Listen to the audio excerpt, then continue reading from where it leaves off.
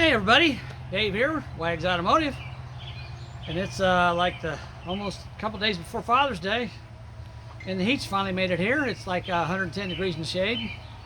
I think I'm gonna melt, but I don't mind the heat that much, so I'm out here in it. But anyhow, I want to give you guys an update today on this Mustang, this 96 GT Mustang that's kind of a rare and unusual vehicle. And so let's take a look at what I've got and what I've done. I think I talked to you guys, I showed you where the mice chewed up the fuel lines on the intake manifold, and I'm telling you, it's not an easy way to fix that, because it's hard to find that hard line that's on there. But I think I've got a solution, so we're going to go through that today and look at it. So let's take a look. Let's take a look first at the Mustang, what I've done to it, because it looks quite a bit different than it did the last time you guys saw it. So let's take a look at it, and hopefully you'll be impressed with that. And then we'll look at this intake manifold, and I'll show you I'm going to show you what I'm going to do to try to fix that problem with that fuel line it wasn't chewed completely in half, but it was chewed enough that I wasn't comfortable with it, and I was afraid it was going to leak. And of course, if it did, it would cause a fire, and that'd be a very bad deal on a fuel injection system, because this thing's got like 40 pounds of pressure. And if you had a fuel leak under the hood, probably before you could even get the engine shut off, it'd be completely engulfed in flames. So I really want to do this right and get it done. So I did a little bit of research. So let me show you. First we'll look at the car, and then we'll show you what I've done to this intake, or what I'm going to do to this intake manifold. I'll show you what I'm going to do. All right, let's go. All right, let's take a look at this motor. So I've been working on it, and I showed you guys before how we were having some problems with it. But anyhow, this is what it's looking like now. So this is, like I said, a little bit different than the last time you saw it. So I got her all cleaned up. I taken her down, took the whole front. I didn't take the timing chain cover off the front, but I took everything else off the front, cleaned it, painted the front, got new pulleys there, and the idler pulley and the tensioner pulleys new water pump. All the other pulleys, I just cleaned them up and painted them. I pulled the valve covers off and painted them, cleaned them up and painted them. And by the way, I'm glad I did that, because you know, this thing wasn't running that great when we had it running. And when I pulled the driver's side valve cover off, I wish I would have thought to make a video of it, but I didn't. When I pulled the valve cover off the driver's side, I found a rocker arm, one of the roller rockers, laying down in the bottom on top of the head, and it wasn't in position where it needed to be. And I wasn't sure what I needed to do to fix it. So I thought, man, am I going to take this whole, because it's got a cradle or a girdle on top that holds all the rockers in place. And I thought, man, am I going to take that all apart? But I got online, and in case you don't know, if you slide the bottom of the rocker on top of the valve stem, and then slide the wheel of the rocker, you know, the wheel that rides on the cam, you slide it under the cam, and then it's got a little indentation in the top of the rocker that the push rod goes into, okay? And you put the rocker arm right up against that keeper, or that follower. It kind of looks like a lifter, but it's not actually a lifter. It's just a follower, because it doesn't move up and down like a lifter does. So you put the rocker arm right up against the tip of that follower, and then you take a screwdriver, and where that indentation is, you put a screwdriver down on top behind that indentation, and you pry against the cam a little bit, and it'll pop that rocker arm right back up onto that follower. So I'm glad I figured that online. That's pretty cool. But anyhow, you can see everything looks a lot nicer now. We also got a new battery tray, because the other one was broken. But I've just cleaned stuff up here, you know, and it's got a lot more shine under the hood now than it used to have. And I'll show you what I did to do that, to make it look like this. It looks really good. I like it. It's not perfect, but it's 1,000 times better than it was. It's got a new AC compressor on it, a new receiver dryer, a new what they call orifice tube line, and I cleaned up all the other lines and blew them out and everything. So the air conditioning system, once it gets charged, it should work fine. Hopefully we don't have a bad evaporator. I don't even know if any of the AC was bad, to tell you the truth. I know it was out of Freon, but the daggum thing sat for 20 years, so who knows why it was out of Freon. But I put everything I took apart, I put all new seals in it, and lubricated all the seals before I put it together. You always want to lubricate them with PAG oil, don't forget that. And I also, so that should be good to go. Hopefully it'll work fine. I also replaced this rubber hose here. remember I told you I wanted to pull the intake off because I was concerned about that, and we had a mouse nest under there. So I pulled that off. It's got a new hose on it now. And also, if you ever do this, you want to make sure you take those cheap spring clamps off that Ford uses and put a couple of worm drive clamps on there, because those spring clamps, believe it or not, they will start seeping antifreeze after a while because they don't give you a good enough seal. But you want to put a good, strong, heavy-duty clamp on there and tighten it down really tight. And what I did is I put some grease on the pipe there and on the tube coming in out of the back of the block. I greased them up really good, and I slid the piece of heater hose on the tube there, and then I kind of bent it around and forced it onto this thing, and then the grease lets it slide on really easily. So if you're going to change that hose, put some grease on it. Plus the grease on that metal line keeps it from rusting, slows down the rusting process. All right, hold on a second, let me go grab something and I'll show you guys what I did to make this engine compartment look the way it does. All right, I'll be right back. All right, so I'm back. So what I used on this engine compartment, this car is getting ready to go to paint, so that's why I'm doing this work, to get it running good. So I wanted to get all this done before it went to paint, because I didn't want to be under here leaning on the fenders and doing all this with fresh paint on it. So I wanted to get all this done first. But I talked to the paint guy, and he doesn't really like doing inside the engine compartment of vehicles because there's so much crap in the way. And I agree with him, it's a pain in the butt. So what I did on my own, I took Scotch-Brite and I Scotch-Brited everything I could reach, all the orange paint inside the engine compartment. Now over there's some imperfections. I'm not sure if a battery blew up or what happened, but there's a couple imperfections, but you know, it gives it character. It's no big deal. It's all original anyhow, so I'm good with it. But I cleaned it all up real nice. And recently I was at my daughter's house and they had a motorcycle they wanted to sell, and I was going to work on it for them, and the paint job looked kind of bad on it. So I went to the store to try to find some paint, and this is a new product I guess that Walmart's carrying now. It's called Rust-Oleum Custom Lacquer Paint, Premium Lacquer Paint, Gloss Clear. Okay, this stuff, I took the gas tank and the front fender off that motorcycle. The rear fender was okay, but I took the front fender and the gas tank off that motorcycle, and I sanded it down with very lightly with 400 grit, and then again with 1000 grit sandpaper. And I sprayed this on it, and it looked beautiful when I was done. I was absolutely amazed. And the bike sold within like 3 days of me putting it on on Facebook for sale. So I wanted to try it on this thing. And so I took, like I said, I took Scotch-Brite and I cleaned all the orange up, made it look nice with Scotch-Brite, and then I wiped it down with some brake clean on a you know, one of them blue rags like that. And then I just simply sprayed this on there. And you can see how nice that looks. There's a nice shine to it now. I mean, obviously it's not perfect. You know, it's a 30-year-old car, but I mean, for what it is, it looks great, I think. And when he paints it, when the paint man paints it, he's going to paint inside here orange, and he's going to paint across there orange, you know, in there. So that'll get repainted anyhow. I just was trying to get, you know, from basically from that edge down, that lip down. And I think it turned out great. I think it turned out really good. All right, now that I've got all this done, I'm ready to put the intake manifold on. I changed the spark plugs out, and we put, I think they were iridiums in this thing. We put iridium plugs in it. And one thing you need to remember, if you're going to replace the plugs on an engine like this, you always want to put anti-seize, okay? You guys know what anti-seize is. Where's it at? Here it is. So this is it's just a liquid, or not a liquid, it's kind of a paste. I've had this bottle, I probably had this bottle for, I don't know, 30 years anyhow. I've had it for a long time, but it's just a pasty stuff. You get it at the parts store. It's called anti-seize, not anti-freeze, okay?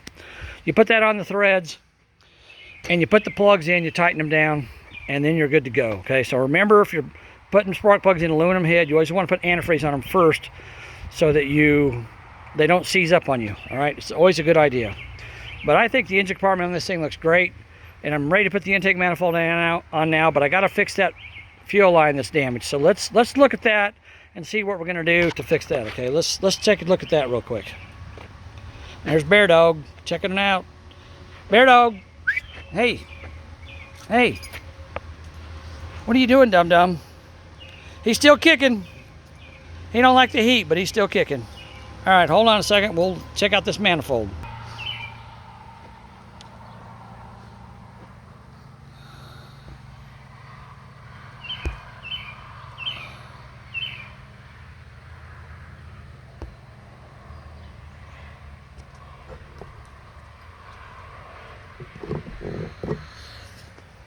right, guys.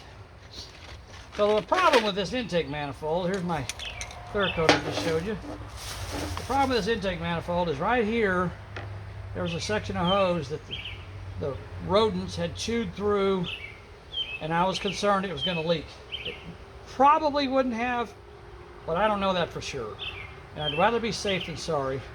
I'm just kind of a guy to err on the side of caution, you know, because you never know, you know, what's going to happen. I mean, there's a lot of heat under this hood, a lot of heat and cool cycles, you know, and I don't know how much of that was compromised. This tube is a multi-layer tube, so it has different layers of material, and they'd eaten through the outside, the kind of the gray colored material you see right there. They'd eaten through it, and there was some black material underneath. It may have been okay, I don't know, but I didn't want to chance it. And I got online to try to figure out how can I fix this. I was hoping I could find some more of this and just maybe heat it up with a heat gun or something and slide it on there like they did. But man, you can't find this stuff anywhere. So here's what I did. I did my research online, and I ordered from this company. So it's called AN Hose Fittings in Orlando, Florida, okay? And these guys specialize in hoses used in NHRA, National Hot Rod Association drag racing events.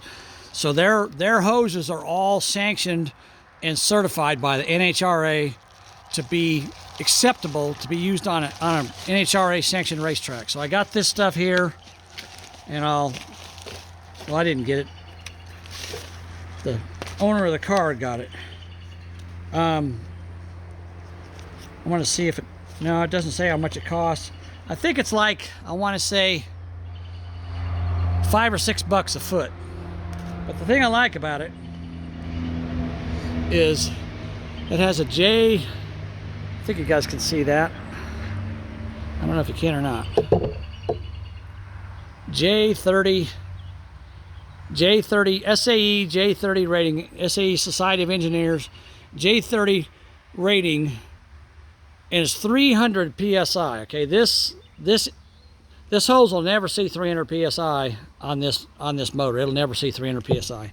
So I think that's going to be plenty. And I got, you can see I got probably 6 feet of it here. Okay, I've got quite a bit of it.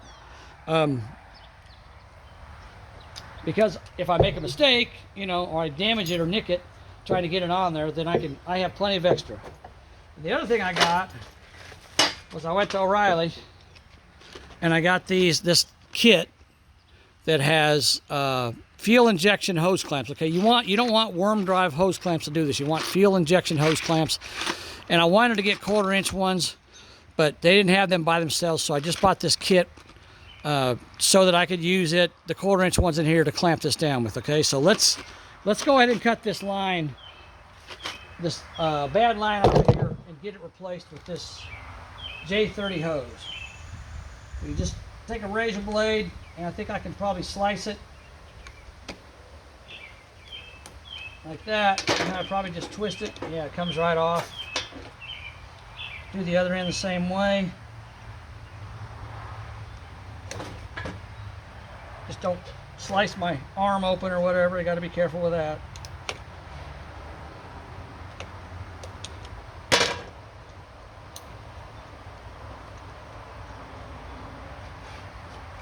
Trying to get it cut. Come on, baby.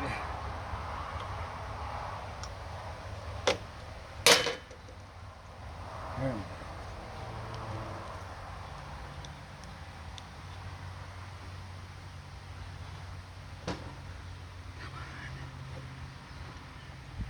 This one here is hard to get off. Here, I got a pair of vice grips here. Maybe I can grab it with that. This short piece of hose, I can't get a grip on it. There we go. Okay. Now the good news is, once I get that off here, I want to get in here so you guys can see this. So once I get that off, you can see that that hose end has got barbs on it, and I can feel them by the finger. They're pretty sharp. So when I push this hose on there, it's going to tend to want to stay. It's not going to come back off again. That's good. So that's probably how they got away with just pushing the hose on there without putting a clamp on it, was because these are barbed. So they'll hold really well. But the thing you got to remember is, with a barbed hose like that, you don't want to tighten your hose clamps down super, super tight, because then the inside of the hose will dig into, well, let me zoom back out so you can see what I'm doing here. Guess that'd help. The inside of the hose will dig into that barb and it could cut the hose. So you don't want to put them on there too tight. And these 1/4-inch clamps, as you can see, they fit the hose really well, okay? Okay, so we're going to push that on there. And this is 1/4-inch hose. That's what I determined it was. And I'm putting it on there dry, because dry it's going to stay even better. You know, that went on there so tight that I almost bet, oh, I don't have the right socket. I got to go get a different socket. I almost bet that you could just about put this on there without a clamp, but I'm not going to do that. I got to go get it. This is 8mm. I got to go get a 7mm socket. So let me run and grab one of those real quick. I'll be right back. All right, I'm back. So these clamps are 7mm. Fits right on there. And I will tell you that they do have a slot for a screwdriver in them, but it's a very shallow slot. And I can tell you from experience, using a screwdriver on these things, especially if you're trying to tighten them down good and tight, it doesn't work. So you're better off to get your 7mm 1/4-inch drive socket. So we're going to use that, but we don't want to tighten it down super tight, because it's already being held in place by the barbs on the line. And I want to move my hose clamp back to where it's slightly behind. I want a little bit of the rubber hose sticking out on it, okay, like that. And then we're going to tighten it up. And I'm just going to get this so it's tight, but not extremely tight. You know what I mean? Till it just starts to squeeze the hose. Just kind of get a feel for it. And you can also rotate it. See, that's still moving a little bit, but not much. It's pretty tight right there. I could go a little bit more. There we go. It moves a little bit, but not much.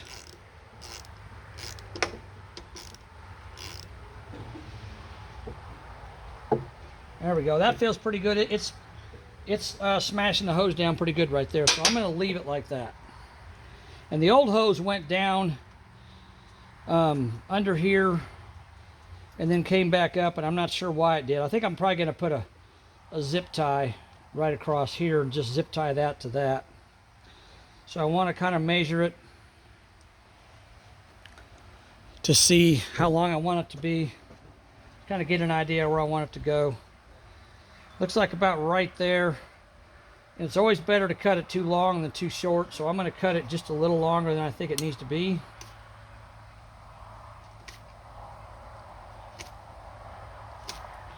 And I can tell you, this hose it's not like cutting an ordinary hose. It's pretty hard to cut with a razor blade. Of course, this razor blade's probably a little bit dull too, but it's definitely cuts different than regular hose would. Okay, now let me see how it looks. Yeah, I'm still a little bit too long. So I'm gonna trim just a little bit of it off. Like I said, it's better to go. Trying to figure out what I can do. Here we go.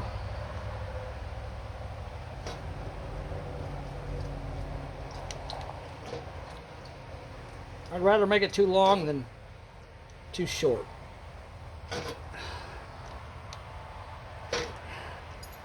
Yeah, this razor blade here is just a little bit dull.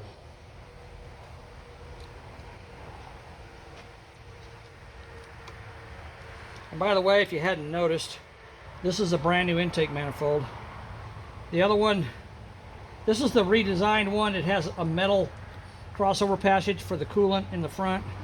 The old ones tended to crack, so they redesigned it. This is made by Dorman.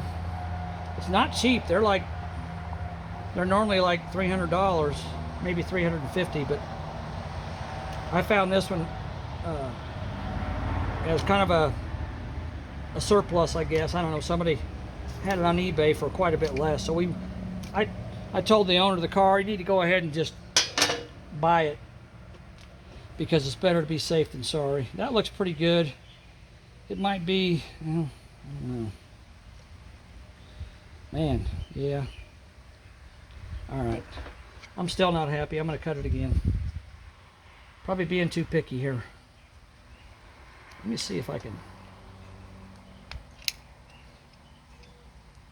I don't think I have another blade in there. No, I don't. Crap. That sucks. I was hoping I'd have another blade in there, but I don't. But I can possibly turn this one around.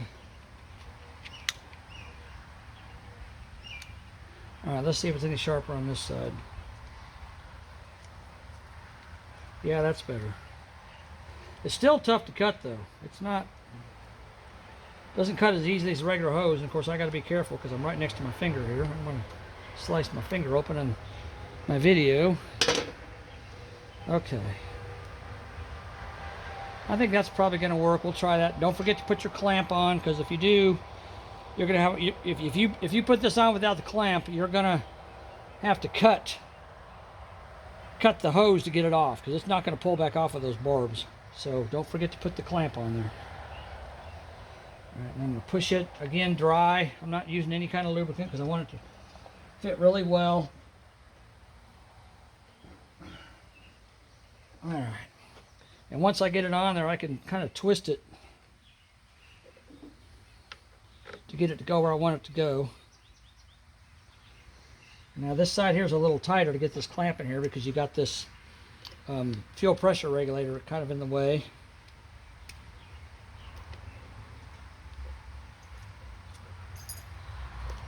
Let's work that over there. There we go. Okay.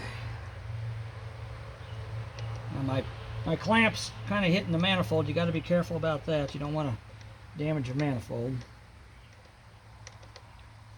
So I'm going to put it up here where it's not rubbing on the manifold.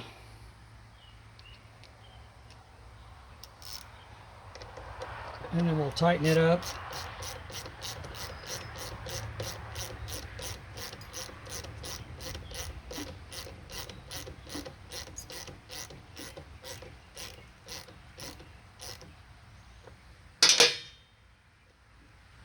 Alright, that feels good.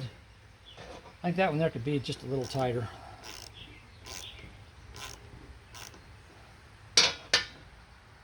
Alright, then I'll put a zip tie on that, and it's basically mimicking the old the way the line ran before, so it looks pretty good.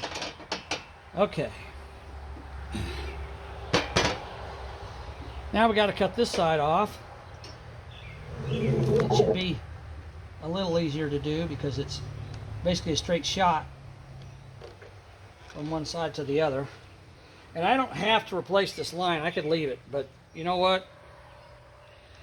If I've got enough to do it all, and I'm gonna do one anyhow. You know, if it were me, if I had a car like this and it was 30 years old, even if I didn't damage one of these lines or didn't find one damaged, I'd probably go ahead and do this, because this line is some sort of plastic, probably Teflon, and it's going to break down over time. You know, and if you're driving down the road and you got a leak, you know, with fuel injection, by the time you realize and you pull over the side of the road, it's too late. So it's probably just a good idea, if you're watching this video, to just go ahead and get new lines for your vehicle. It's definitely not going to hurt anything, that's for sure. I like to try to make it where it looks nice, you know, with the letters. So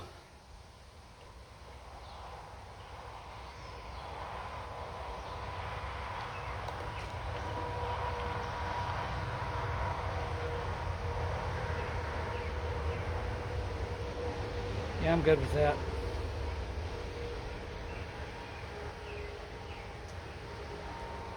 I'm going to cut it because I want the other end to go on first.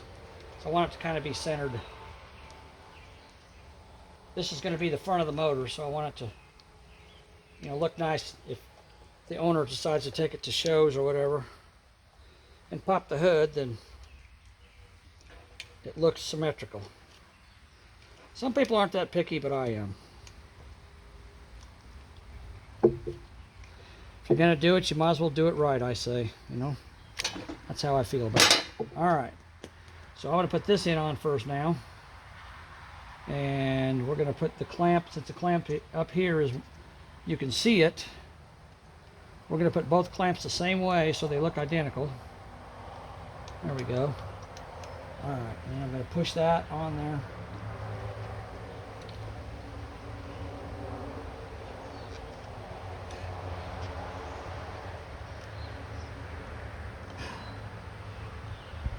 All right, there we go. And then we're going to look at this end. It's probably a little bit too long. Yeah, it is. Okay.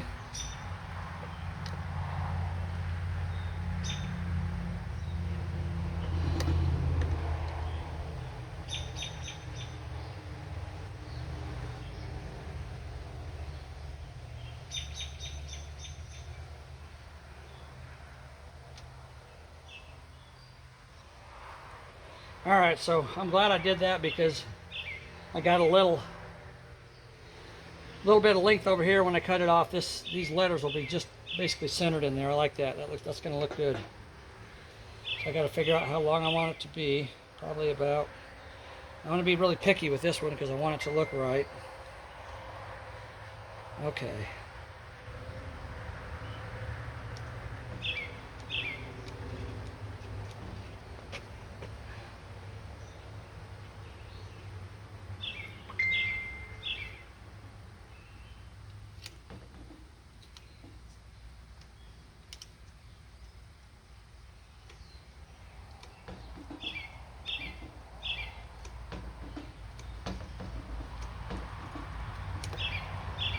All right, there we go. And now I'm gonna go ahead and push this end on first. Ouch, that hurt. Before I put any of the clamps on. And this is kind of hard to do because I'm getting it kind of tight across here, so. Come on, baby. Bring it.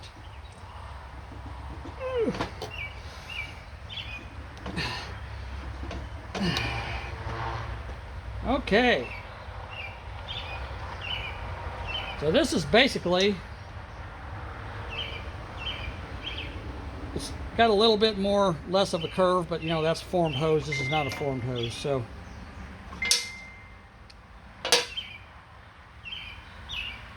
All right.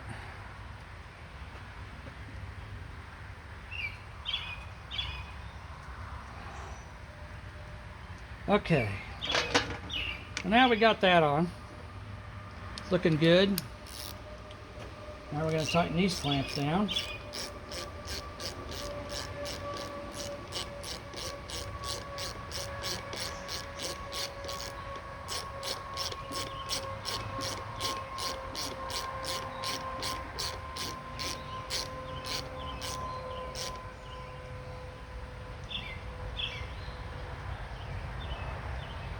Yeah, that's pretty tight right there.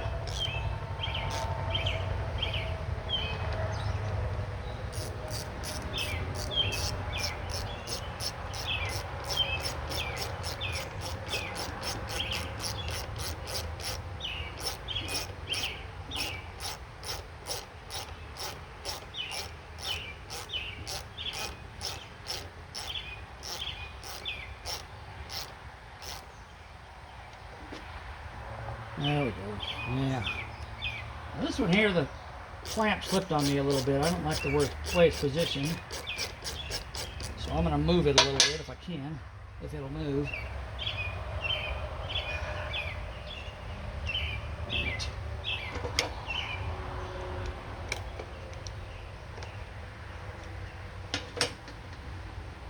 If it'll move, I don't know.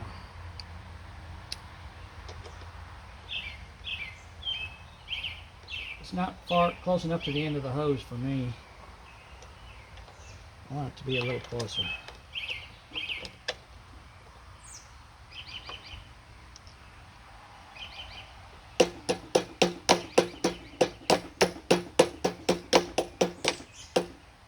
It ain't moving. It ain't moving. Well, I guess it'll have to stay there then. Not really a big deal. I'm just being picky, that's all. As usual.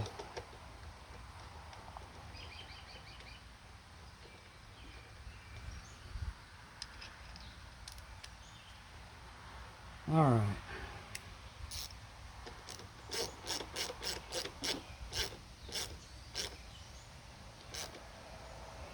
I don't think it's going to hurt anything. It doesn't move when I try to rotate it, so it's good and tight. All right, so there you go. So again, if you guys are wondering, see this stuff is called race flux. See that? So it's specifically made to use on race vehicles. It's obviously it's not braided steel, but it's still NHRA approved. So, and 300 psi bursting strength. I mean, there's nothing on a race car except maybe the cylinders, inside the cylinders, that's 300 psi, right? So there you go. Now we also got, found online, a guy had a set of brand new XL injectors, and I've installed those in here. Of course, they had new O-rings. Now this fuel rail, if you guys remember from when I first showed you this, the fuel rail is chrome, and when I took it off, I tried to clean it up, and it had rust spots everywhere, and it just looked horrible.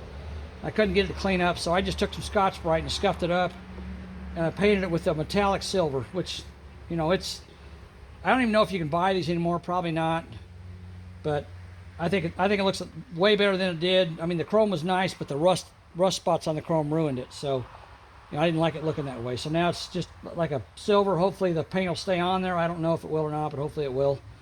But I've got it painted up, looking good. I think it looks okay. All right, guys.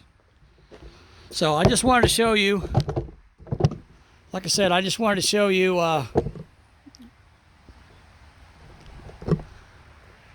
give you an update on the Mustang and let you know where it's at, where it's coming along. I should have it done. I'm hoping to have it running. I was hoping to have it running today, but every time I take one step, two steps forward, I take one step back because I find something else I need to do to it. It's just because I'm picky. But anyhow, it's going to look good when it's done. It's going to run good. And the fact that the rocker arm was off on that driver's side valve wasn't even opening. So that's one cylinder that wasn't working at all. And then spark plugs were completely trashed. They had like probably 100 thousandths gap on them. We put brand new iridiums in there now, or I did. It's going to get new plugs, or new plug wires, I mean.